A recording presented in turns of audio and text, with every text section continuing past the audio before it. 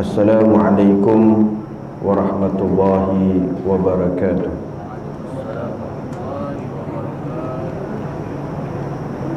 Innal hamdalillah nahmaduhu wa nasta'inuhu wa nastaghfiruh wa na'udzu billahi min shururi anfusina wa min sayyiati a'malina.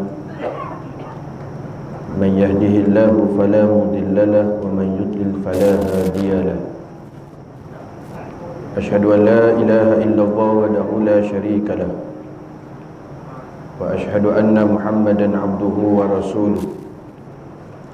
Allahumma salli ala sayyidina Muhammadin al-Fatih lima ughliq wal khatim lima sabaq nasiril haqqi bil haqq wal hadi ila siratikal mustaqim wa ala ali haqqa qadrihi wa miqdaril azim.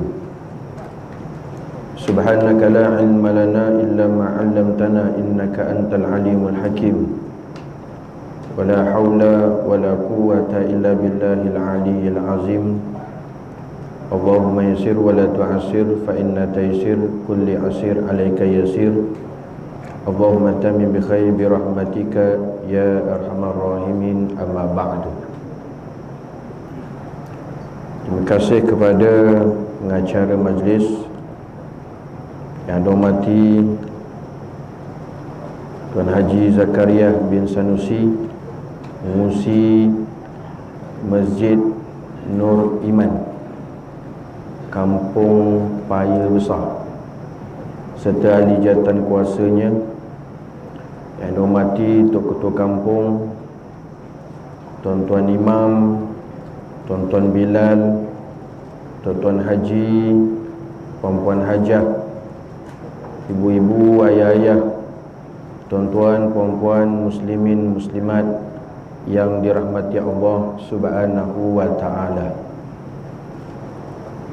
Alhamdulillah, pertama-tamanya kita sama-sama merafakkan kesyukuran kehadatillahi Subhanahu wa ta'ala,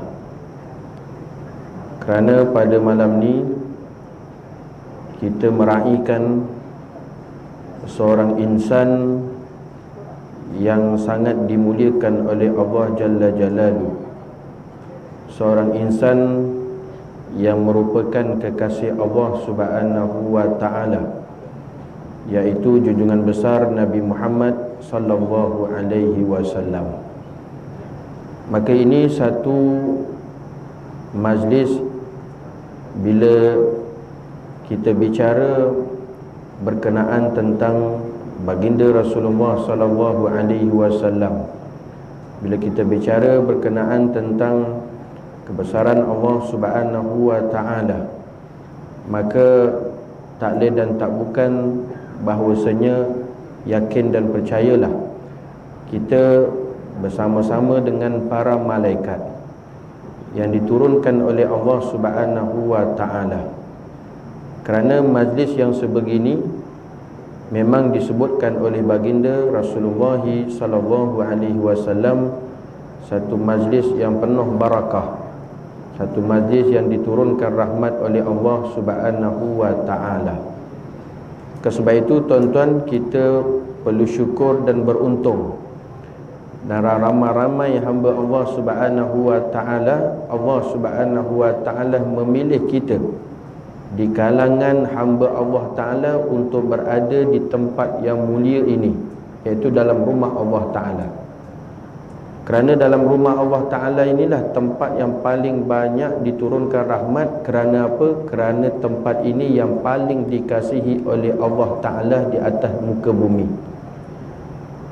Kerana kata Nabi SAW, inna ahabbal biladi illa Allahil masajid, sesungguhnya tempat yang paling dikasihi oleh Allah Ta'ala di atas muka bumi ini adalah di masjid. Maka Alhamdulillah Allah Ta'ala tempatkan pilih kita pada malam ini duduk berada di tempat yang paling dikasihi, yang paling disayangi oleh Allah Azza wa Jalla. Maka ini merupakan satu keberuntungan. Sebab itu kita lagi dan lagi perlu syukur kehadatillahi Subhanahu wa ta'ala. Dan lagi Allah Ta'ala pilih kita lagi duduk di tempat yang mulia ini, duduk dalam satu perkumpulan, perhimpunan yang mengingati Allah Ta'ala, yang mengingati kekasihnya Nabi Muhammad SAW. Maka pasti kita akan diberikan kelebihan, kurniaan rahmat, limpahan barakah daripada Allah Subhanahu wa Ta'ala. Apa yang disebutkan oleh baginda Rasulullah SAW, la yaq'udu qaumun yazkuruna Allah illa hafathum malaikah wa nuzilat alaihimus sakinah wa ghashiyatuhum rahmah. Nabi SAW menyatakan tidak duduk satu kaum, tidak duduk satu perkumpulan, segolongan itu mereka duduk dalam satu majlis yazkuruna Allah, mereka mengingati Allah. Kerana bila sebut majlis sambutan Maulidur Rasul sallallahu alaihi wasallam, artinya bila kita sambut Maulidur Rasul, artinya dia ada kaitan tuan-tuan dengan ingatan kita, hubungan kita dengan Allah Ta'ala. Dia tidak lari. Maka sebab itu kata Nabi, orang yang duduk dalam majlis yang sebegini, majlis mengingati baginda Rasulullah SAW, majlis mengingati Allah Subhanahu wa Ta'ala, tak lain dan tak bukan yang pertama, illa hafathum malaikah, melainkan diturunkan bersama-sama kita ini adalah para malaikat. Tinggal lagi tuan-tuan, kita tak nampak. Tapi hak malaikat nampak kita, kita tidak nampak malaikat. Tapi yakin dan percayalah, kerana ini sabdaan Rasulullah SAW, pasti ada kebenarannya. Maka sebab itu tuan-tuan, mai sama dengan kita ni malaikat. Malaikat ada. Dan malaikat ini, Allahumma salli ala sayyidina Muhammad, satu makhluk yang Allah Ta'ala ciptakan yang tidak ada dosa, yang tidak ada dosa, yang tak pernah engkar buat maksiat kepada Allah Jalla Jalaluhu. La ya'suna Allaha ma amarahum wa yaf'alu ma yu'marun. Allah Ta'ala ceritakan keadaan malaikat ni, satu makhluk Allah Ta'ala jadikan malaikat ini la ya'suna Allaha ma amarahum. Mereka tak pernah buat maksiat kepada Allah Ta'ala, tak pernah buat dosa tuan-tuan. Wa yaf'alu ma yu'marun. Dan hak malaikat ni, satu makhluk Allah Ta'ala, dia cukup taat kepada Allah Ta'ala. Apa yang Allah Ta'ala suruh dia akan buat. Sami'na wa ata'na, kedengar dan taat, tak pernah engkar. Artinya tuan-tuan, kata ulama, sebanyak mana kita duduk dalam majlis sebegini, dalam majlis ilmu, dalam majlis mengingati Allah Ta'ala, dalam majlis mengingati baginda Rasulullah SAW, maka sebanyak itulah kita akan bersama malaikat, dan sebanyak itulah kita akan terkesan dengan sifat-sifat malaikat. Apa sifat malaikat? Sifat malaikat itu dia sentiasa taat kepada Allah Ta'ala. Dan kita dituntut atas kehidupan dunia ini yang Allah Ta'ala hajar Nabi SAW adalah untuk menjadikan kita ini sebagai hamba Allah dan umat Nabi SAW yang taat kepada perintah Allah. Tinggal lagi tuan-tuan, kita diberikan oleh Allah Ta'ala adanya nafsu, ada iman, ada nafsu. Maka sebab itu bila adanya dua perkara tersebut, ada kalanya manusia ni dia taat kepada Allah Ta'ala, dan ada masanya dia agak lemah imannya, maka ada sifat yang mereka ini dia langgar perintah Allah Subhanahu wa Ta'ala. Maka sebab itu haiwan ada nafsu tapi tak ada akal. Haiwan ada nafsu tapi tak ada akal. Sebab tu dia berak merata-rata tempat. Sampai atas motor kita, hak kereta kita, kencing hak kucing hak kencing kat kenderaan kita dan sebagainya. Sebab apa? Memang haiwan dia ada nafsu, tapi dia tak ada akal. Tapi manusia dua unsur ni ada. Akal ada, nafsu ada. Malaikat tak ada nafsu. Malaikat tak ada nafsu. Yang kita percaya, imani bahawa malaikat ni ada nafsu. Malaikat tak ada nafsu, tapi ada akal. Kita dua-dua unsur ni ada. Unsur kemalaikatan dan unsur kehaiwanan. Nafsu ada, akal ada. Sebab itu manusia kadang-kadang tindakan dia, amalan dia, kadang-kadang dia bila tak taat kepada Allah Ta'ala, dia ada mengikut hawa nafsu, maka dia akan ada sifat seperti mana sifat kebinatangan, kehaiwanan. Ini bukan saya sebut, Allah Ta'ala sebut. Manusia ni kalau ikut hawa nafsu, seperti mana binatangnya nanti. Maka sebab itu, tak lain dan tak bukan dalam kehidupan kita ini, macam mana kita supaya sentiasa dalam taat kepada Allah Ta'ala. Maka tak lain dan tak bukan bila mana kita selalu datang masjid, selalu duduk dalam majlis ilmu, dalam majlis yang sebegini bersama kita malaikat, maka kesan sifat malaikat tu ada. Sifat malaikat tu ada. Apa dia? La ya'sunallah. Malaikat ni tak pernah buat maksiat kepada Allah. Paling tidak pun kita dapat dia punya auranya tu, dia punya kesannya. Sebab tuan-tuan, suasana itu memberikan peranan yang besar. Suasana memberikan peranan yang besar. Tapi kalau kita tak rajin pergi masjid, tak rajin pergi surau, tak rajin nak duduk dalam majlis ilmu, artinya kita jauh daripada bersama para malaikat. Artinya tuan-tuan, sifat malaikat itu maka kuranglah ada dalam diri kita. Artinya kebanyakannya tuan-tuan, kita banyak langgar perintah Allah Ta'ala daripada taat kepada perintah Allah Ta'ala. Maka sebab itu tuan-tuan, seperti mana pengusi bagi tahu tadi, maka kita kena pakat, khususnya orang lelaki, anak-anak, orang muda, semua pakat mai datang mengimarahkan rumah Allah Ta'ala. Kerana kita nak membentuk sifat ketaatan ini kepada Allah Ta'ala. Dan itulah maksud Allah Subhanahu Wa Ta'ala mencipta kita atas dunia. Sebab tu kita jangan lari tuan-tuan maksud kehidupan kita. Wa ma khalaqtul jin wal ins illa liya'budun. Tidak aku ciptakan jin dan manusia, kata Allah Ta'ala, melainkan untuk bagi kesempatan, peluang untuk kita beribadah kepada Allah. Untuk beribadah kepada Allah, untuk taat kepada Allah, untuk kenal kepada pencipta yang sebenar. Terus setengah ulama menyatakan liya'budun ay liya'rifun. Untuk bagi kesempatan kita kenal pencipta yang sebenar, iaitu Allah Subhanahu Wa Ta'ala. Maka itu matlamat hidup atas kita dunia. Jangan lari, jangan terpesong, jangan lupa. Jadi oleh itu, macam mana salah satu untuk kita konsisten dalam taat pada perintah Allah Ta'ala? Maka inilah, kita duduk dalam majlis yang sebegini, Masya Allah, Tabarakallah, bersama kita para malaikat. Insya Allah tuan-tuan, unsur-unsur kemalaikatan itu ada nanti kesannya kepada bila banyak mana kita duduk dalam rumah Allah Ta'ala, duduk dalam majlis ilmu, dalam majlis sambutan Maulid Rasul sallallahu alaihi wasallam.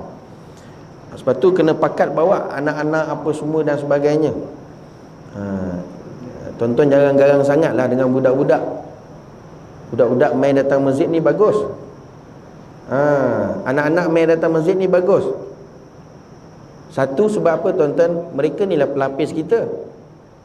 Pelapis kita. Nak cari pelapis ni bukan senang tuan-tuan. Nak cari pelapis Pak Imam, nak cari pelapis Pak Bilal, nak cari pelapis pengusi ramai. Ramai nak. Pak Imam, Pak Bilal agak kurang sikit. Saya mana-mana tempat dia tak malam mengayar tuan-tuan, masjid surau, macam-macam isu, macam-macam perkara. Kadang kesian Pak Bilal tu, daripada muda sampai ke tua, daripada ada gigi sampai tak ada gigi kan. Tak bertambah-tambah jemaah. Budak-budak pun nampak pun susah. Tak ada dah. Sebab itu tuan-tuan, kata ulama, masjid ni dia merupakan hati bagi kampung. Masjid ni dia hati bagi kampung. Kalau kampung-kampung lah, kalau taman-taman lah. Artinya nak tengok macam mana orang kampung tersebut, bagaimana hati-hati orang kampung tersebut, tengok masjid, tengok surau dulu, tengok masjid. Lepas tu kata ulama, kalau nak tengok macam mana keadaan orang kampung tu macam mana, tengok masjidnya macam mana, tengok suraunya macam mana. Sebab tu tanda sebuah kampung ataupun penempatan itu kekuatan ukhuwah, persaudaraan yang cukup kuat, tautan antara satu sama lain. Ada sifat kasih sayang, sifat kerjasama, tolong menolong antara satu sama lain, tidak berlaku perpecahan, perbelahan. Maka di masjid itu ada 3 golongan. Ada 3 golongan. Yang pertama ada orang tua, yang kedua ada orang muda, yang ketiga ada kanak-kanak. Jika 3 golongan ni ada di surau, di masjid tu, diimarahkan dengan 3 golongan ni, 3 generasi ni, itulah hal keadaan yang diboleh gambar, dilihat kepada hati-hati orang kampung tersebut.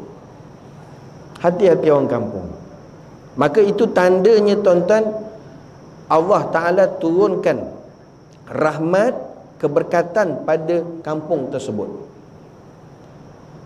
Dan tanda dekat dengan kiamat, maka masjid hanya dihadiri oleh orang-orang tua sahaja. Saya gelar sebagai golongan KRU. KRU je, kumpulan rambut imam, kumpulan rambut uban. Tiap-tiap malam saya pergi masjid surau, ramai orang tua-tua je, semua dah beruban lah. KRU, kumpulan rambut uban. Semua cari masjid, cari tiang, cari dinding. Tak apalah tuan-tuan, nak buat macam mana, tak kisah, silakan. Tapi kalau dipenuhi hanya orang tua saja, ada something tuan-tuan, ada something. Perlu diambil tindakan, perlu difikirkan, perlu diusahakan, perlu dibincang. Macam mana nak tarik orang muda, macam mana nak tarik kanak-kanak juga boleh sama datang imarah rumah Allah Ta'ala, khususnya solat fardu 5 waktu. Solat fardu 5 waktu. Allahumma salli ala sayyidina Muhammad. Minggu lepas saya dijemput ceramah di Allahumma salli ala sayyidina Muhammad di satu masjid di Tangkak. Agak terkejut saya, dan tempat tu memang tempat saya lah. Tempat tu memang tempat saya, kampung saya. Orang kampung saya jemput saya ceramah maulid. Masya Allah, tabarakallah, satu perubahan yang amat besar. Terkejut tuan-tuan, tengok budak muda lebih ramai daripada orang tua. Allah alam lah, orang tua dia dah mati ke apa ke dan sebagainya dah. Tapi orang muda ramai. Orang muda ramai. Kerana apa tuan-tuan? Mereka ada fikir. Mereka ada fikir generasi ni. Sebab tu tuan-tuan, kita ni jangan fikir kita kena ada fikir. Fikir macam mana yang muda-muda, kanak-kanak pun boleh datang. Sebab tu tuan-tuan kena mesra lah. Kena mesra. Jangan kedebih sangat. Jangan garang sangat lah. Dulu-dulu kalau tengok panggil Tok Siak je tuan-tuan, Masya Allah, misai dia melentik lah. Budak tengok pun cabut lagi. Kena mesra tuan-tuan, kena mesra. Kena mesra. Masalahnya ustaz, budak-budak ni bising, main je datang suruh masjid lah tuan-tuan. Nama pun budak-budak, kanak-kanak, memanglah kadang dia berlari kan, dia berlari. Ya kita bawa juga, kita bagi tahu ni masjid suruh semayang-semayang, jangan bising-bising sangat. Tapi memang dah namanya budak, memang macam itu tuan-tuan. Dia berlari sana, berlari sini. Itu biasa. Yang luar biasa, Pak Imam dengan Pak Bilal berlari. Itu luar biasa. Sebab tu kita nak kena khabar ni. Minta maaf tuan-tuan. Itu luar biasa tuan-tuan. Bila nama budak-budak, tak apa, biarkan. Cuma kita bagi tahulah, kita didik lah. Kita bimbing, didik. Kalau tak tuan-tuan, nanti dia lari daripada masjid. Dia lari daripada surau. Suka tuan-tuan, kita nak tarik. Kita bagi tahu dengan hikmah, lemah lembut. Jangan garang-garang sangat. Engkau bising lagi, siap engkau. Aku masuk dalam keranda kan. Ada setengah tu garang tuan-tuan. Dia punya tok siapnya mam, garangnya dia. Ya Allah, kau tahu kat belakang tu ada keranda. Kau bising, aku letak engkau dalam keranda nanti. Memang tuan-tuan 7 tahun dia tak datang. Tak datang. Dia punya takutnya. Jangan garang-garang sangat lah tuan-tuan. Mesra-mesra. Mesra. Sebab mereka ni lah pelapis. Dan salah satu daripada tanda kiamat hampir, apa dia tuan-tuan? Tiadanya suara hiruk pikuk kanak-kanak berada di masjid. Kita fikir lain tak? Kita fikir biar dia kat rumah lah, bising je kat masjid. Bising je kat masjid. Tak. Tanda-tanda hampir dengan kiamat tu makin hampir, tiadanya suara kanak-kanak hiruk pikuk di masjid di surau. Dan benda ni berlaku tak? Berlaku. Tak ada budak-budak kanak-kanak, tak ada. Tak, kita marah. Kalau dia datang pun tuan-tuan, bukan kacau pun.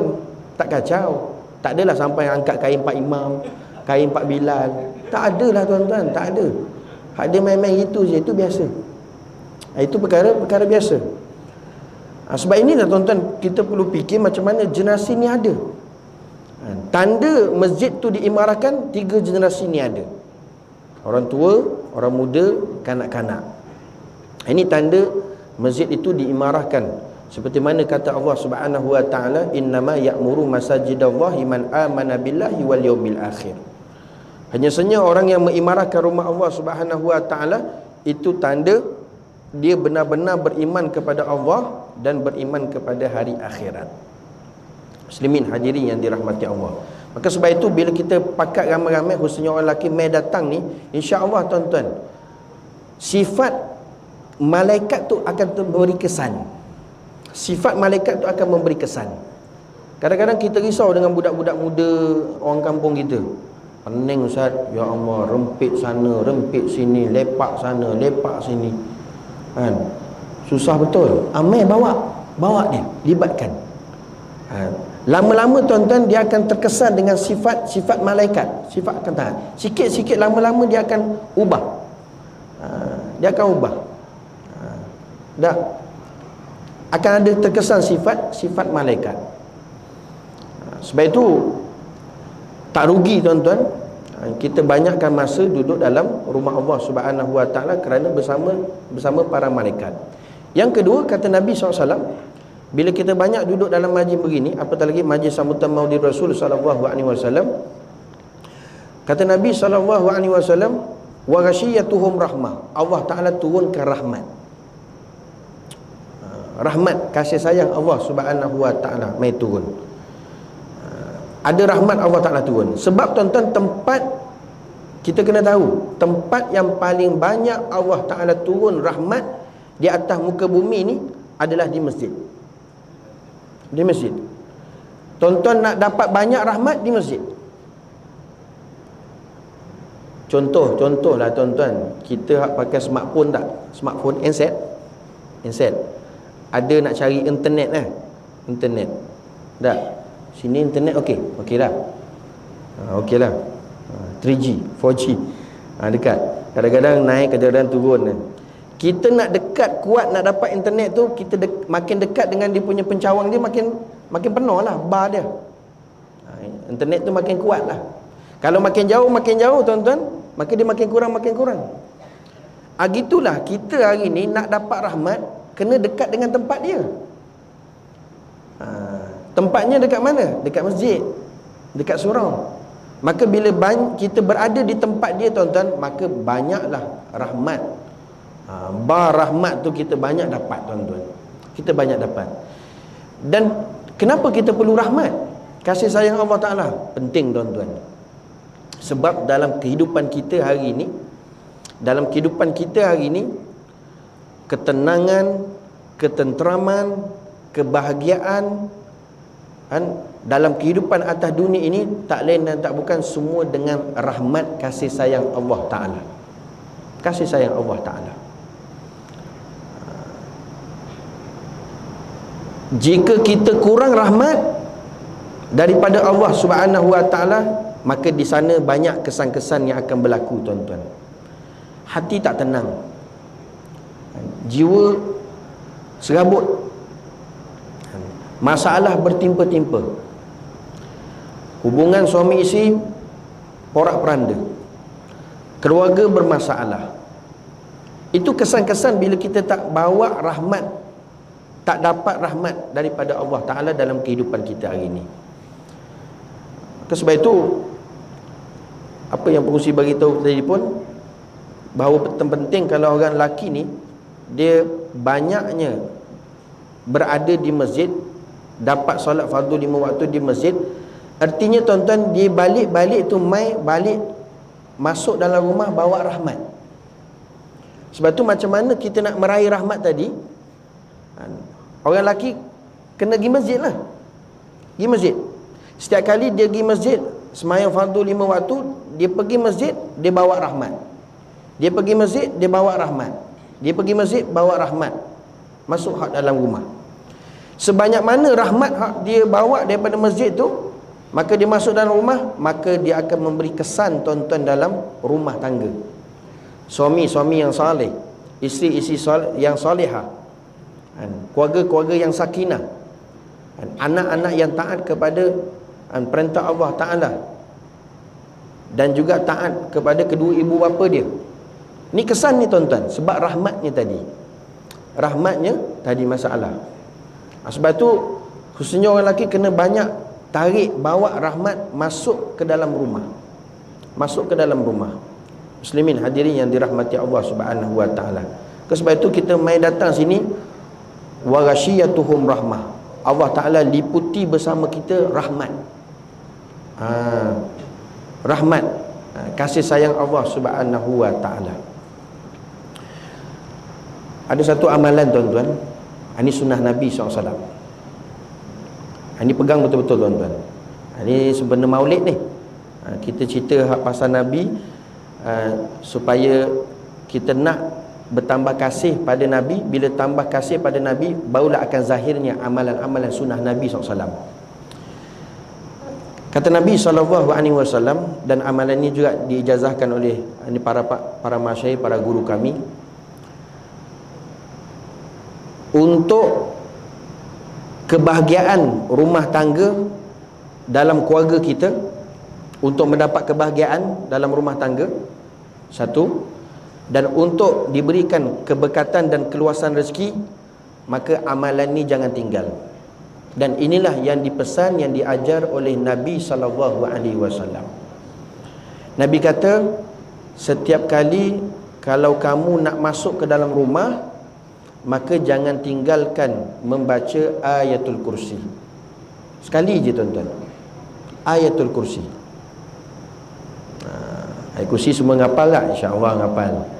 Kalau tak hafal, kena hafal jugalah. Kena hafal juga.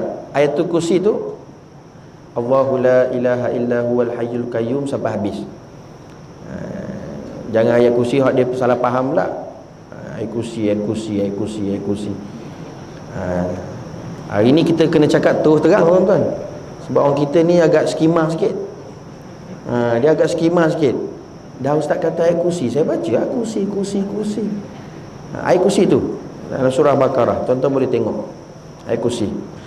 Maka kata ulama, daripada saranan Nabi SAW ini, orang yang sentiasa mengamalkan membaca ayatul kursi sebelum masuk rumah, maka dia akan mendapat kebahagiaan rumah tangga. Dia akan dijauhkan daripada godaan tipu daya syaitan, jin dan sebagainya. Dia akan dielakkan, dijauhkan daripada keburukan, kejahatan manusia, jin, hasad dengki dan sebagainya. Ni kena khabar tuan-tuan dengan anak-anak cucu kita, yang baru kahwin apa semua dan sebagainya. Kadang-kadang isu yang berlaku hari ni tuan-tuan kan, baru sebulan kahwin cerai dah. Cerai dah. Paling cepat sekarang ni pagi nikah, petang cerai. Paling cepat. Paling cepat. Ada masalah rumah tangga. Lepas tu ni, untuk dapat kebahagiaan tuan-tuan, ketenangan, ketenteraman, kebahagiaan dalam rumah tangga, ayat kursi sangat penting, senjata yang cukup ampuh. InsyaAllah orang duk dengki ke, hantar apa ke, insyaAllah Allah Ta'ala benting tuan-tuan. Ta'ala benting. Ada orang tuan-tuan, dia masuk rumah je, tengok muka isteri je panas, isteri tengok muka suami je geram. Bila keluar pula boleh pula. Masuk rumah je menyirap saat tengok muka dia. Dan kadang-kadang satu benda kecil je, benda tu berlaku kecil je, tapi dibesar-besarkan. Kecil je. Mungkin garam terlebih sikit je, itu dia punya mengamuk tuan-tuan. Ni lori garam mana jatuh ni, terbalik ni. Dia punya marahnya, piuk terbang, pinggan terbang, semua terbang. Kadang-kadang suami dia berkasar. Dia berkasar dengan ahli keluarga dia, dengan isteri, dengan anak-anak dan sebagainya. Sebab itu tuan-tuan, ini amalan yang cukup ampuh. Hak Nabi ajar, nak bahagia rumah tangga, sebagai amalan sunnah Nabi SAW, jangan tinggalkan ayatul kursi. Kemudian tuan-tuan, dalam kita berkeluarga, kita berhajat juga untuk rezeki. Semua orang nak luah rezeki, semua orang nak murah rezeki. Maka Nabi pun ajar, setiap kali nak masuk rumah, jangan tinggalkan membaca suratul Ikhlas, Qul huwallahu ahad sampai habis 3 kali. 3 kali suratul Ikhlas, Qul huwallahu ahad sampai habis. Sampai habis tuan-tuan, bukan bismillahirrahmanirrahim Qul huwallahu ahad sampai habis. Ini pun kena beritahu cukup tuan-tuan. Risau kita. Sebelum ni kalau kita beritahu tuan-tuan baca Qul huwallahu ya, dia pun baca bismillahirrahmanirrahim Qul huwallahu. Tak habis, Qul huwallahu je.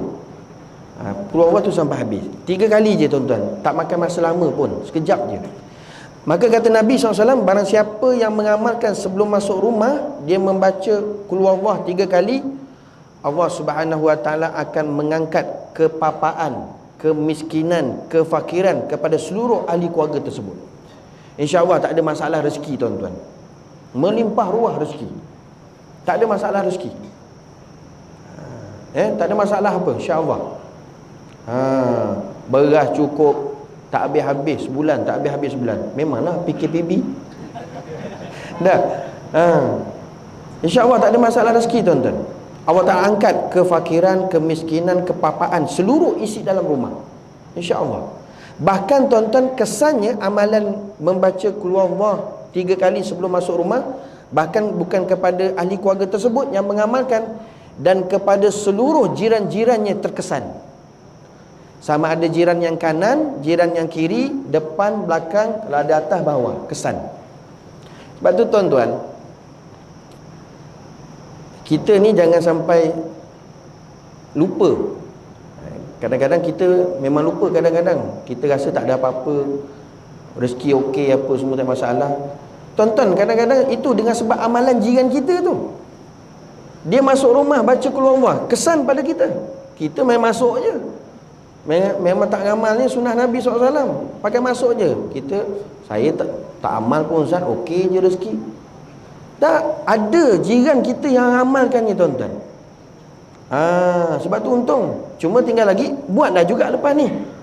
Jangan pula kata, tak apa Ustaz, rumah ujung saya jiran tu Pak Imam, takkan dia masuk rumah tak baca Qul huwallahu. Jangan tuan-tuan.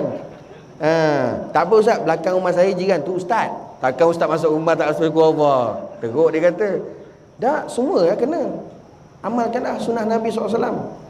Itu sebagai tanda kasih dan cinta kepada Rasulullah SAW. Ni tuan-tuan, saya ijazahkan untuk amalkan, InsyaAllah. Mudah-mudahan kita mendapat barakah daripada amalan sunnah Nabi SAW dalam kehidupan kita itu. Muslimin hadirin yang dirahmati Allah. Maka sebab itu yang kedua tadi kata Nabi SAW, wa ghasyiyatuhum rahmah. Allah Ta'ala turunkan rahmat kasih sayang kepada kita. Jadi kita ni sekarang tuan-tuan mendapat rahmat kasih sayang Allah Ta'ala. Sebab tu aulanya kata ulama, lepas daripada ni afdalnya pakat terus balik rumah kita bawa rahmat terus. Bawa rahmat kasih sayang Allah Subhanahu wa Ta'ala. Kemudian yang ketiga kata Nabi SAW, wa nuzilat alaihimus sakinah. Bila kita banyak duduk dalam majlis sebegini, apatah lagi majlis membicarakan tentang kekasih Allah Subhanahu wa Ta'ala, junjungan besar Nabi Muhammad SAW, wa ghasyiyatuhum rahmah. Yang ketiga tuan-tuan, Allah Ta'ala wa nuzilat alaihimus sakinah. Allah Ta'ala turunkan sakinah. Sakinah apa makna sakinah? Ketenangan. Dan ketenangan ini kita tak boleh dapat lain daripada cara apa yang ditunjukkan oleh Nabi SAW. Kalau kita nak tenang tuan-tuan, buatlah macam mana sekalipun. Ada setengah tu dia buat camp, masuk hutan, dia pergi menyelam, scuba, tak tenang juga, serabut tuan-tuan. Masuk hutan 2-3 hari keluar pun tak tenang juga. Nak dapat tenang tuan-tuan tak perlu modal yang besar, dan tak ada modal pun. Mai datang masjid, duduk dalam rumah Allah, duduk dalam majlis ilmu, duduk dalam majlis Maulidur Rasul sallallahu alaihi wasallam, wa nuzilat alaihimus sakinah. Allah Ta'ala turunkan ketenangan tuan-tuan. Tenang. Sangat-sangat tenang. Sebab tu dahsyatnya bila kita duduk dalam majlis yang sebegini, membicarakan kebesaran Allah Ta'ala, membicarakan kemuliaan baginda Rasulullah SAW, tenangnya tuan-tuan. Lepas tu ada setengah duduk dalam majlis macam ni, dia 5 minit je. Lepas 5 minit ke atas, dia lama-lama kepala dia makin tunduk, makin tunduk, makin tunduk. Itu maknanya dia sedang mendapat ketenangan. Dia dilimpahi dengan sakinah. Jangan kacau tuan-tuan, tak apa, biarkan. Cuma jangan berdengkur sudahlah. Dia diliputi oleh sakinah, ketenangan. Lepas tu maji-maji hari Jumaat, ini cerita orang lelaki, orang perempuan dia tak tahu cerita. Hari Jumaat bila Pak Imam naik je mimbar baca khutbah, tak sampai 2-3 minit tuan-tuan, semua lentuk. Semua lentuk. Yang baca khutbah tu imam satu, dia tengok imam 2 pun lentuk. Minggu depan tukar balik, imam 2 baca khutbah, imam 1 pun lentuk. Tak. Tapi bukan masjid Nur Iman ni, masjid kat Afrika. Ibu-ibu maji-maji tak tahu cerita, ni kisah orang lelaki je ni. Apa maknanya tuan-tuan? Maknanya Masya Allah Tabarakallah, tenangnya sampai dia boleh tidur tu. Dia boleh lena. Tuan-tuan, satu nikmat yang besar. Nak dapat tidur ni, kalau tak tenang tak boleh tidur. Tak boleh tidur. Mana boleh tidur tuan-tuan? Tak boleh tidur. Kebir-kebir kenapa?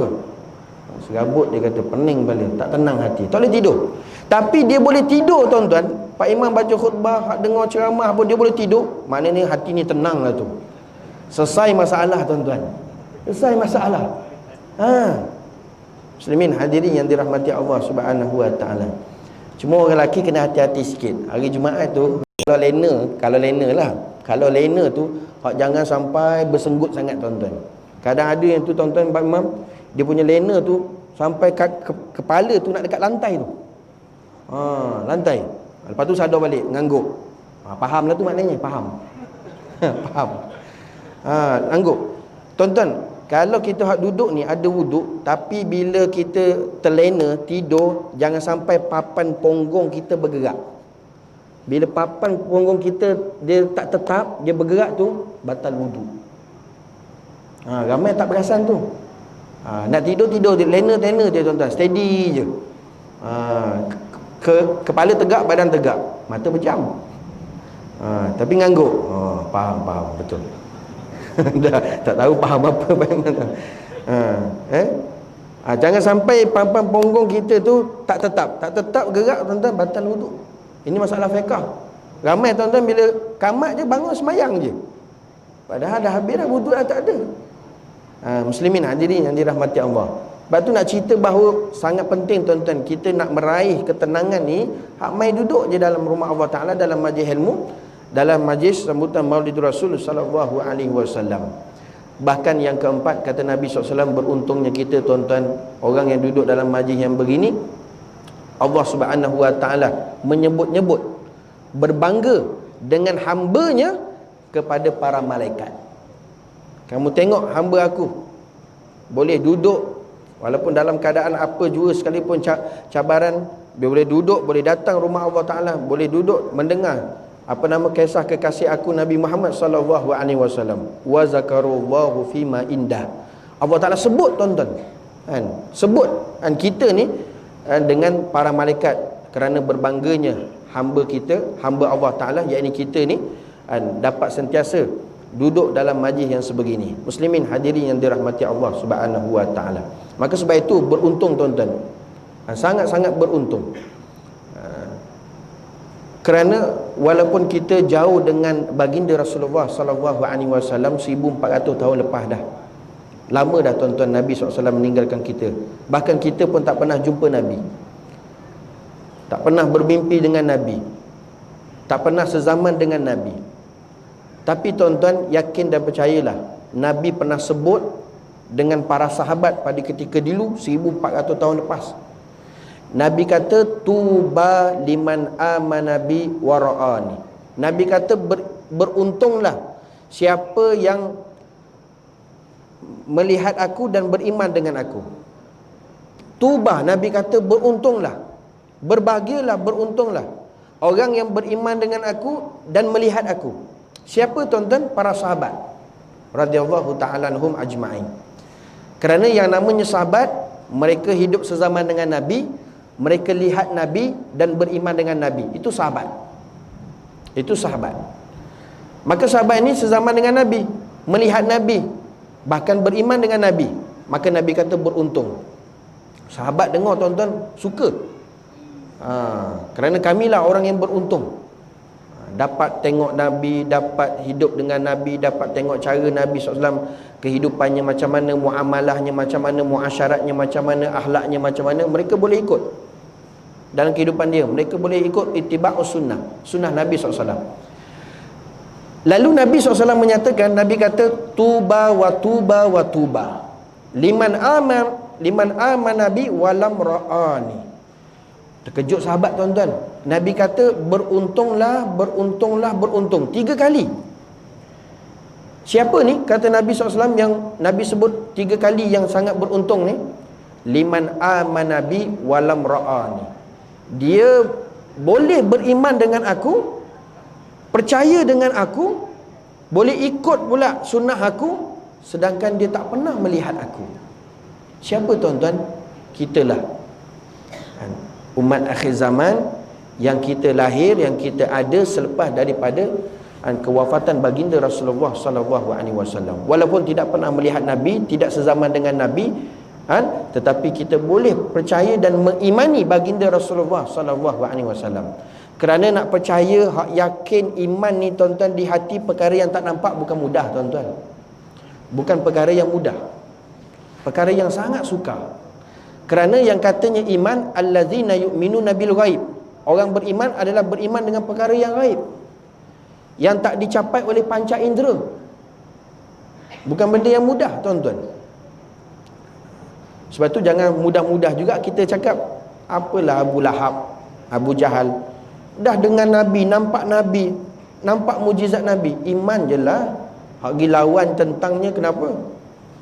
Tak. Kita belum tahu tuan-tuan, cabaran pada ketika itu sangat-sangat hebat. Apatah lagi mereka yang cukup kenal Nabi daripada kecil sampai besar. Contoh Abu Lahab.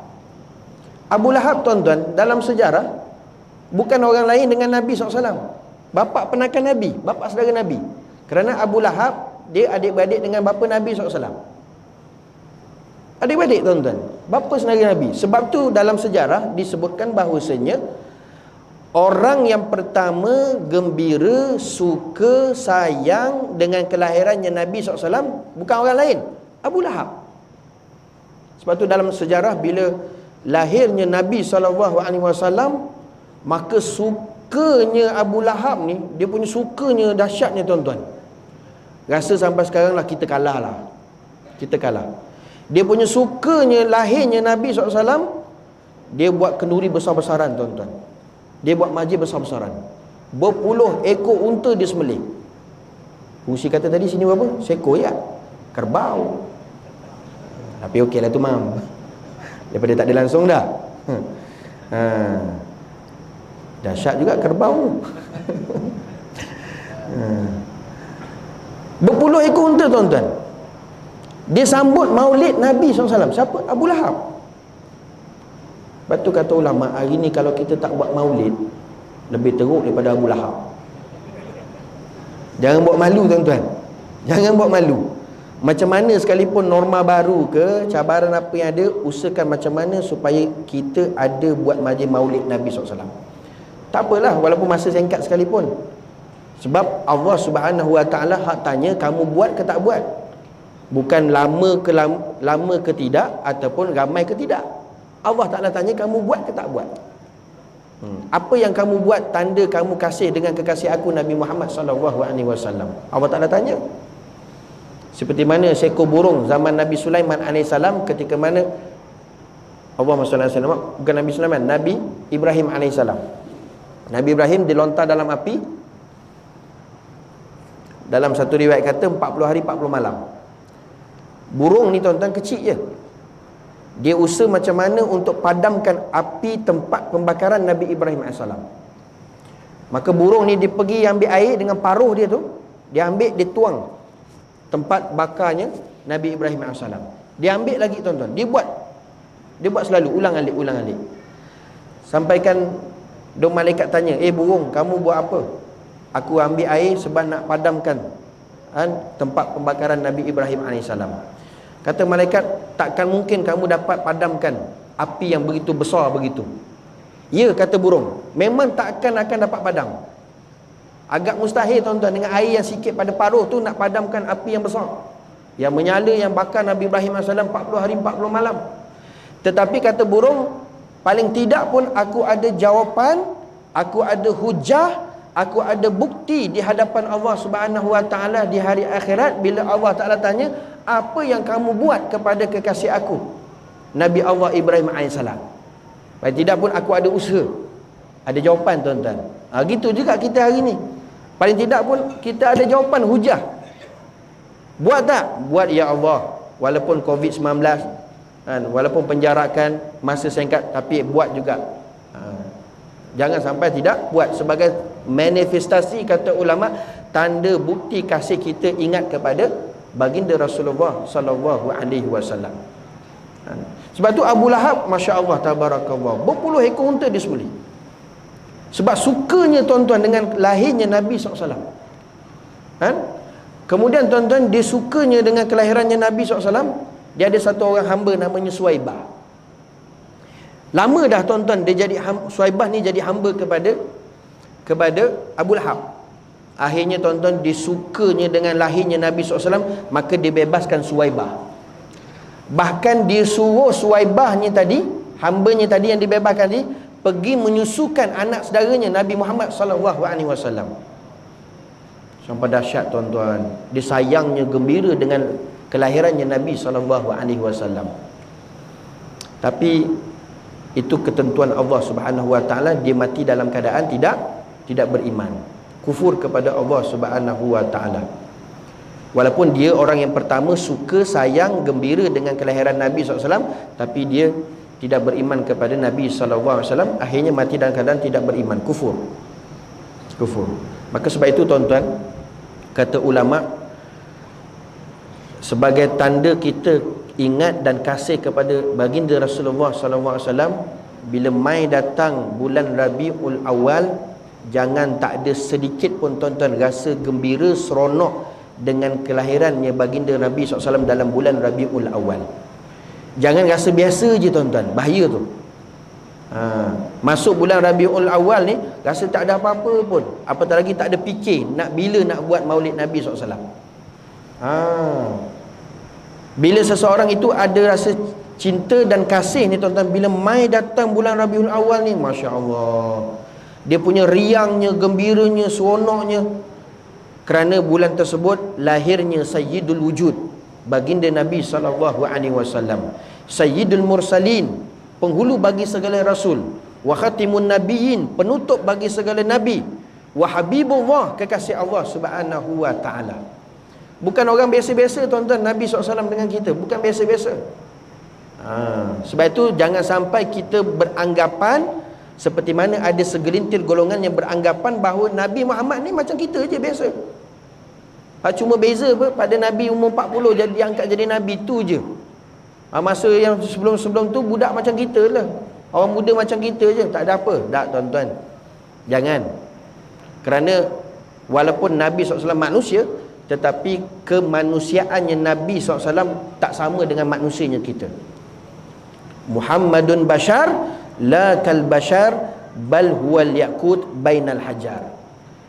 Nabi tu manusia, bashar, la kal bashar, tetapi tak samanya manusia macam kita. Tak samanya manusia macam kita. Muslimin hadirin yang dirahmati Allah. Dah 8:30. Ya, boleh terus. Sikit lagi Sikit lagi. Oh, saya tertipu dengan jam tu. Allahumma salli ala sayyidina Muhammad. Daripada tadi saya kata kenapa tak gerak? Oh, masya-Allah. Dia dah dapat zuk dah tuan-tuan. Dia leka, masya-Allah. Minta maaf tuan-tuan. Sepatutnya saya minta azan dulu tadi. Tapi insya-Allah sikit lagi tuan-tuan. Baik, masa kita terhad. Allahumma salli ala sayyidina Muhammad. Sebab itu kata ulama, Muhammadun bashar la kal bashar. Nabi SAW manusia tapi bukan manusia macam kita. Itu nak kena faham tuan-tuan. Jangan dok samakan bahawa kita sama dengan Nabi SAW. Kemanusiaannya Nabi SAW tak sama, lain, sangat-sangat beza. Sangat-sangat beza. Saya bagi contoh sajalah satu tuan-tuan. Ini khususiat, keistimewaan baginda Rasulullah SAW.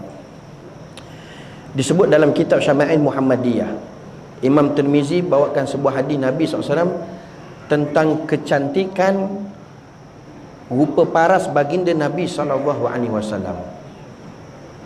Ini merupakan kata ulama khas keistimewaan daripada keistimewaan yang Allah Ta'ala beri kepada Nabi SAW. Sebenarnya tuan-tuan, keistimewaan ni banyak Allah Ta'ala beri kepada Nabi SAW. La tusah, tidak terkira banyaknya. Tidak terkira.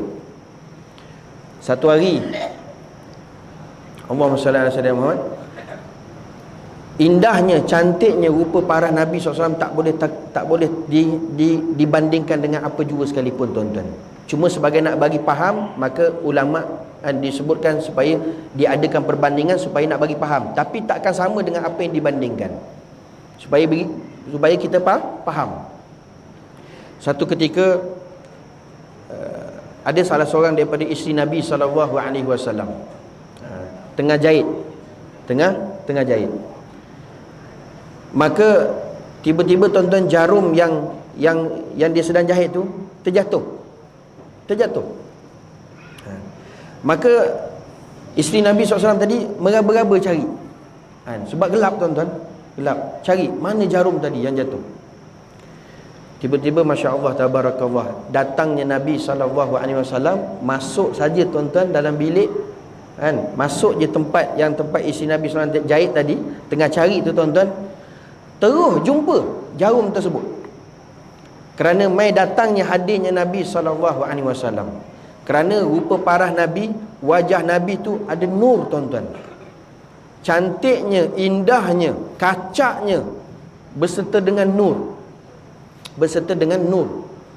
Bila mai datangnya Nabi tuan-tuan, terus terang bilik tersebut, nampak terus jumpa jarum tersebut. Masya Allah Tabarakallah. Nampak? Ada tak wajah kita macam wajah Nabi SAW? Tak. Nur cahaya tu tuan-tuan, nur cahaya. Nampak kehebatan kemuliaannya Nabi SAW. Tuan-tuan, kata ulama, tuan-tuan nak dapat tak muka bercahaya, muka ada nur? Tak payah cerita besar-besar tuan-tuan. Ini amalkanlah. Kita pun ni sebab akhir zaman nak amalkan sunnah Nabi yang banyak-banyak besar ni pun tak berapa mampu sangat. Tapi tuan-tuan, Sayyidina Uthman radhiyallahu ta'ala anhu, dia kata, orang yang sentiasa menjaga solat fardu 5 waktu, dan bukan jaga saja tuan-tuan sembahyang fardu 5 waktu, maghrib, isyak, zuhur, asar, subuh, tetapi siapa yang dapat jaga solat fardu 5 waktu fi waqtiha, pada awal waktu, maka salah satu kelebihannya, kata Sayyidina Uthman radhiyallahu ta'ala anhu, Allah Subhanahu wa ta'ala akan timbulkan, Allah Ta'ala akan zahirkan, tunjukkan wajahnya wajah as-salihin, wajah-wajah rupa orang salih. Ada nur tuan-tuan. Bila memandangnya ada nur, wajah-wajah rupa orang salih. Ada nur ni diwujudkan, dirupakan rupa wajah orang salih. Orang salih ni orang baik lah, orang baik. Tak payah susah-susah tuan-tuan, tak payah nak make up, tak payah nak buat apa lagi, macam-macam lah. Mai datang jaga sembahyang fardu 5 waktu, dan kalau boleh jaga awal waktu. Kesannya tuan-tuan, Allah Ta'ala akan zahirkan wajah-wajah orang salih. Ada nur pada wajahnya. Dan nur pada wajah ni bukan pada orang yang kulit gelap je. Wah, dia kata, saya tak dapat ustaz. Kenapa? Muka saya ni nak buat macam mana? Nak gelap, nak buat macam mana? Tak ada nur lah. Tak tuan-tuan. Nur tu bukan kira kulit gelap ke cerah ke, tak. Dia bila Allah Ta'ala berikan nur, rupa-rupa wajah orang salih, macam mana sekalipun dia ada tertarik tuan-tuan. Itulah wajah Nabi SAW. Wajah Nabi SAW. Saya dulu tuan-tuan ada seorang guru. Seorang guru. Beliau mengajar saya hadis dulu. Dia orang Arab. Orang Arab Somalia. Somalia ni orang tahu kulit hitam tak? Kulit hitam, tinggi. Guru saya tu tinggi. Namanya Syekh Dr. Syekh Dr. Omar rahimahullahu ta'ala. Dia punya tinggi tuan-tuan, itu sampai jejak jenang tu. Tingginya jenang. Tinggi betul. Orang dia tinggi, besar, kulit hitam. Yang putih gigi dengan mata je. Tapi tuan-tuan, banyak-banyak tu seronok sangat tengok muka dia. Seronok sangat tuan-tuan. Allahu Akbar. Tak jemu, walaupun kulit dia hitam. Dia ada nur dia. Ada nur dia. Tengok tak jemu tuan-tuan. Seronok, masya-Allah, tabarakallah. Kan? Jadi sebab apa? Dia jaga sembahyang fardu 5 waktu awal waktu. Awal waktu. Sebab itu ini Allah Ta'ala zahirkan, tunjuk muka orang salih, muka orang yang baik-baik, ada nur wajah. Lepas tu Nabi SAW mai datang je tu nampak. Ini khususiat Nabi SAW. Dan lagi tuan-tuan, kata sahabat, bila mana bulan purnama, bila kami tengok bulan, kami tengok muka Nabi. Kami tengok bulan, kami tengok muka Nabi. Muka Nabi lebih cantik daripada bulan purnama. Masya-Allah, tabarakallah, subhanallah tuan-tuan. Itu khususiat ada yang pada Nabi SAW. Bahkan tuan-tuan, kecantikan, kekacakan wajah Nabi SAW itu lebih kacak daripada Nabi Yusuf AS. Nabi Yusuf, siapa tak kenal tuan-tuan?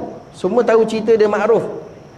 Dia punya kacaknya, cantiknya wajah Nabi Yusuf, sampaikan yang bernama Zulaikha terpikat, terpaut dengan Nabi Yusuf AS.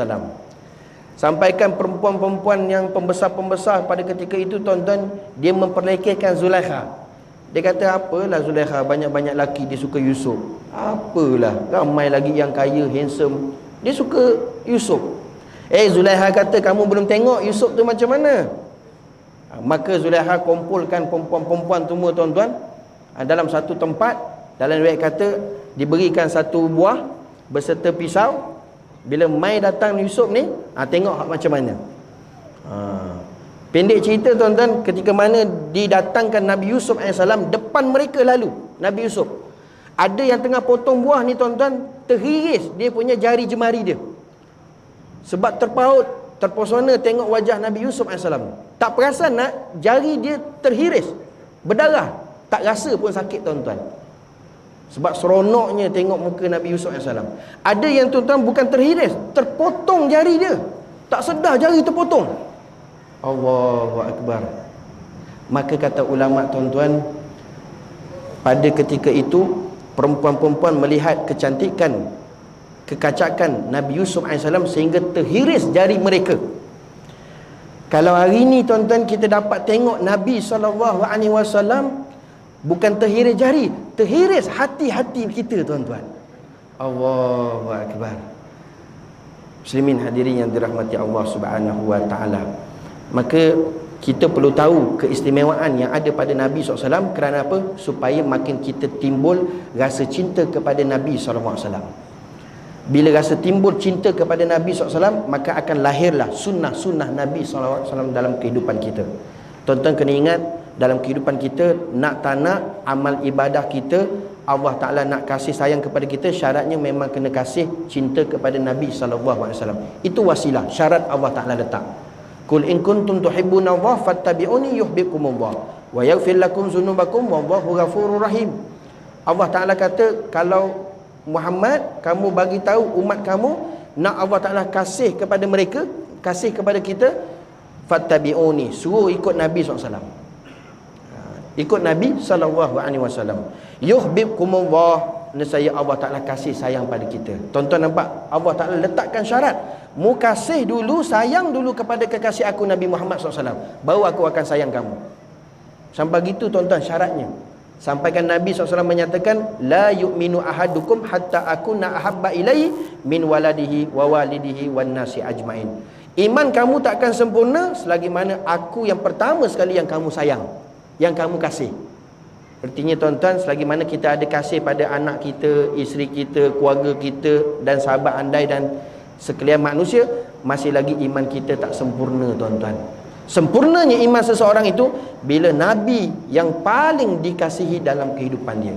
Maka sebab itu tuan-tuan, sangat penting dalam kehidupan kita untuk usaha sebelum kita mati, letakkan kasih sayang, cinta kepada Nabi yang pertama sekali. Maka bila hak Nabi dulu yang kita sayang tuan-tuan, maka insya-Allah akan zahirnya amalan-amalan sunnah yang disebut sebagai ittiba'us sunnah Nabi SAW. Dan yang terakhir tuan-tuan, sebagai ikutan sunnah Nabi SAW yang merupakan sangat penting dalam kehidupan kita, iaitu saya berpesan diri saya dan tuan-tuan dengan sempena sambutan Maulid Rasul SAW, jagalah solat fardu 5 waktu. Kalau boleh berjamaah, jaga sungguh-sungguh tuan-tuan. Nisbah umat akhir zaman, kata ulama, inilah yang perkara yang paling besar yang perlu kita jaga. Ya, mungkin kita tak mampu nak buat yang lain-lain tuan-tuan, tapi kita mai datang umat akhir zaman ni, jaga solat fardu 5 waktu secara berjamaah di masjid. Itu satu merupakan nikmat, anugerah, sunnah yang besar. Sunnah yang besar. Bahkan tuan-tuan, kata Nabi SAW yang dikhabarkan oleh Iblis, bila Nabi SAW tanya, wahai Iblis, siapakah di kalangan musuh kamu, yang mana itu musuh di kalangan umat aku? Maka kata Iblis, lanatullah wal harisu ala salati fil jamaah. Wal harisu iaitu orang yang menjaga, ai al muhafiz, orang yang menjaga solat fardu 5 waktu secara berjemaah. Maka kita dapat jaga solat fardu 5 waktu dengan berjemaah tuan-tuan. Syaitan, iblis iktiraf kita ni musuh dia. Jangan sampai tuan-tuan syaitan dia declare, ini sahabat aku. Iblis kata, ini member aku ni, member aku, kawan rapat aku. Oh, nyaya tuan-tuan. Biar kita nak iblis dia iktiraf kita, ini musuh aku ni. Siapa dia tuan-tuan musuh kepada iblis? Orang yang dapat jaga solat fardu 5 waktu dengan berjamaah. Dengan berjamaah. Bahkan tuan-tuan, orang yang dapat jaga solat fardu dengan berjamaah ini, yuhibbullah, Allah Ta'ala akan kasih sayang pada dia. InsyaAllah tuan-tuan, dalam masalah rezeki, kehidupan dia tak ada masalah kesusahan, kesulitan, kesengsaraan dan sebagainya.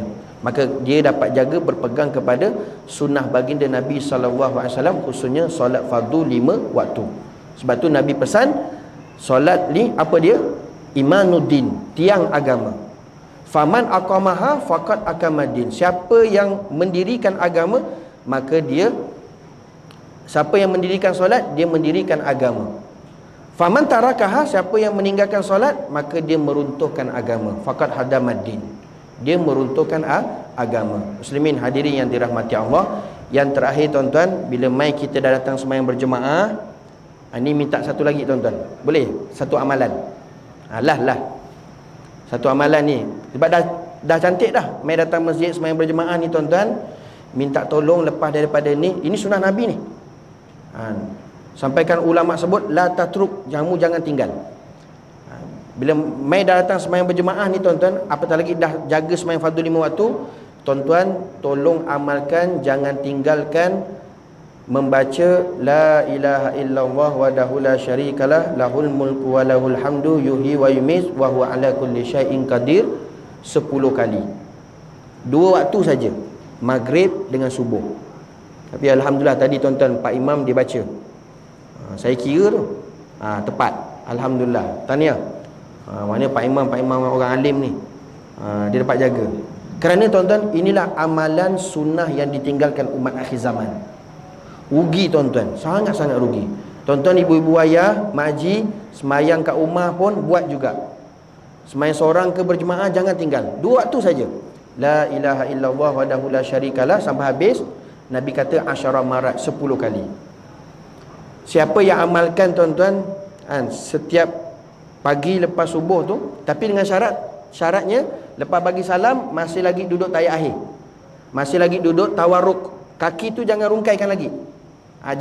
Jangan turunkan lagi. Masih duduk tahiyat akhir lagi. Kalau yang duduk atas kursi lah. Kalau yang duduk bawah tu masih lagi duduk tahiyat akhir, maka baca la ilaha illallah wahdahu la syarikalah 10 kali. 10 kali. Nisbah kita akhir zaman ni sangat penting tuan-tuan, amalan ni. Maka Nabi kata orang yang amalkan lepas subuh, dia baca 10 kali, maka dia diangkatkan 10 darajat. Dia berikan 10 pahala.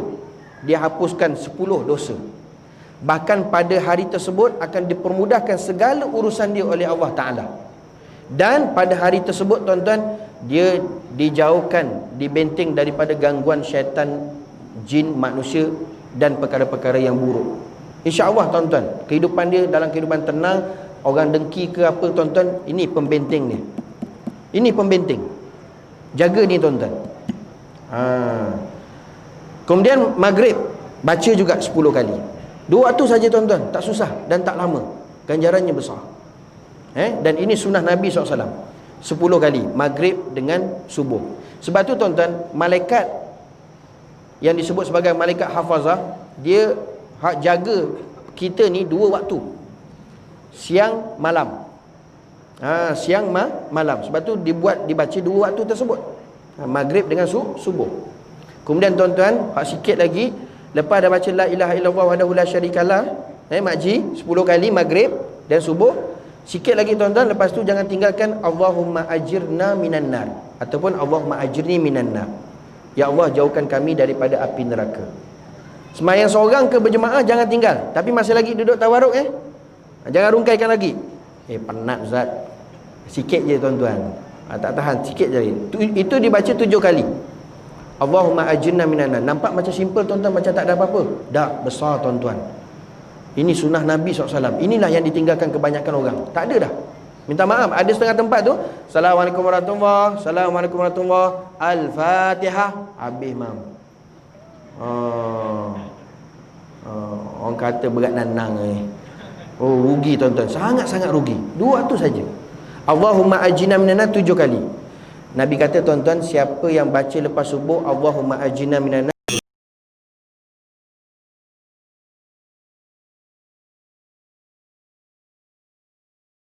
api neraka, artinya tuan-tuan masuk syurga.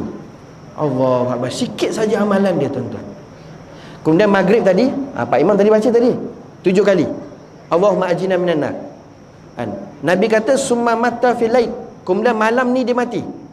Tapi bukan malam ni laji dah. Tapi nasib baik Imam baca tadi. Nabi kata hak malam ni mati dah, hurima alan nar, diharamkan api neraka tuan-tuan. Allah. Bila kata haram api neraka, ahli syurga tak? Ahli syurga lah tuan-tuan. Masya Allah, tabarakallah. Maka ini amalan sunnah Nabi, minta jangan tinggal. Macam mana hal keadaan kita sibuk ke, nak cepat ke dan sebagainya, seorang ke berjemaah, minta tolong tuan-tuan. Lepas daripada ni, kekalkan, amalkan, istiqamah. InsyaAllah kita akan diberkati oleh Allah Subhanahu Wa Taala dalam kehidupan kita, dan akan akan diingatkan oleh baginda Nabi SAW akan kepada kita kerana kita mengikut sunnah Nabi SAW. Mudah-mudahan tuan-tuan dengan sempena sambutan Maulid Rasul SAW pada malam ini kita mendapat pandangan rahmat kasih sayang Allah Subhanahu Wa Taala, kita dilimpahkan keberkatan oleh Allah Subhanahu Wa Taala. Mudah-mudahan tuan-tuan orang yang hadir dalam majlis ini segala kesulitan dia, kesusahannya diangkat oleh Allah Subhanahu Wa Taala. Yang siapa yang hadir dalam majlis ini, siapa yang sakit apa semua tuan-tuan diberikan kesembuhan oleh Allah Subhanahu Wa Taala. Umurnya semua Allah Subhanahu Wa Taala panjangkan dalam ketaatan dan semua rezekinya diberkati, diluaskan barakah oleh Allah Subhanahu Wa Taala dan mati dalam keadaan husnul khatimah. Dan insya-Allah tuan-tuan mudah-mudahan menjadi asbab dengan hadirnya kita dalam majlis Maulid Rasul sallallahu alaihi wasallam pada malam ini, Nabi kenal kita di hari akhirat nanti. Bahkan Nabi SAW akan memberi syafaat yang kita mengharapkan syafaat Nabi SAW, dan mudah-mudahan menjadi asbab kita akan bersama dengan Nabi SAW di dalam syurga kelak nanti, insya-Allah. Amin amin ya rabbal alamin. Mudah-mudahan kita dapat amal dan sampaikan serta bermanfaat, insya-Allah. Segala yang baik itu daripada Allah Taala, kekurangan itu atas kekurangan diri saya. Hakikatnya yang baik dan buruk itu daripada Allah Subhanahu Wa Taala. Ampun maaf tuan-tuan, ambil masa lebih sikit. InsyaAllah mudah-mudahan kita semua mendapat rahmat, keberkatan daripada Allah Subhanahu Wa Taala. Ampun maaf panjang umur. Kita jumpa nanti pada pertemuan-pertemuan yang akan datang. Wallahu a'lam.